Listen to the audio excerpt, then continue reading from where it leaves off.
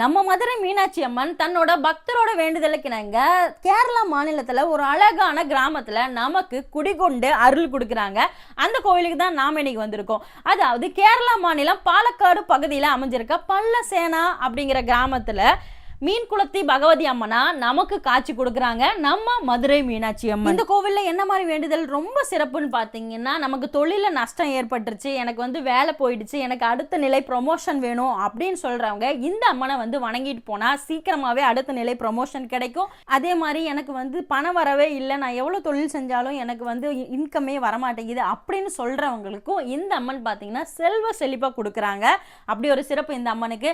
திருமணம் நடக்காத பெண்கள் பார்த்தீங்கன்னா செவ்வாய்க்கிழமை வியாழக்கிழமையில வணங்கும் போது கண்டிப்பா சீக்கிரமாவே திருமணம் நடக்கும் அப்படிங்கிறது ஐதீகம். ஏன்னா இங்க பாத்தீங்கன்னா குருவோட ஆதிக்கமும் செவ்வாயோட ஆதிக்கமும் நிறைந்து காணப்படுவதால் இந்த கோவில்ல குருமங்கள யோகம் உண்டு அப்படின்னு சொல்றாங்க. அதே மாதிரி இந்த கோவில்ல இன்னொரு சிறப்பு பாத்தீங்கன்னா இந்த மீன் குளம் தான். மீன்கள் நிறைந்த குளம் இருப்பதால் தான் இந்த அம்மனுக்கு மீன் குளத்தி பகவதி அம்மன் அப்படின்னு பேர் வந்திருக்கு.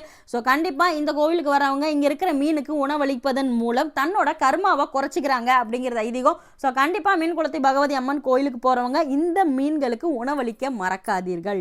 மதுரை மீனாட்சி அம்மன் எப்படி மீன் குளத்தி பகவதி அம்மனா மாறினாங்க அப்படிங்கிற வரலாறை என்னோட யூடியூப் பகுதியில் நான் போட்டிருக்கேன். உங்களுக்கு வேணும்னா நீங்க சப்ஸ்கிரைப் பண்ணி அந்த முழு வரலாறையும் பார்த்துக்கோங்க. நன்றி.